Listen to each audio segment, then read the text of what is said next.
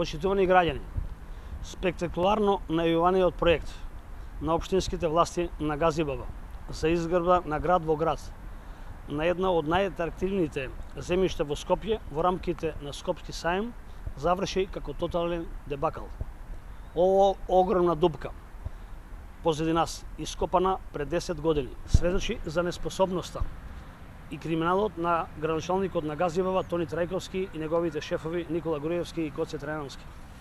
Благодарение на овие тројица, проектот Град во град заврши како проект најголема дупка во градот. Продолжената рака на Никола Груевски и Тони Трајковски скоро една деценија работеше спротивно на интересите на граѓаните и општината. А овој проект е само мал доказ за неговата неспособност и неспособноста на ВМРО ДПМН. Затоа на Газибаба е потребна нова локална власт. И затоа граѓаните на престојните локални избори ќе го казнат неспособното и коруптивно владење на ВМРО ДПМН и Трајковски како градоначалник.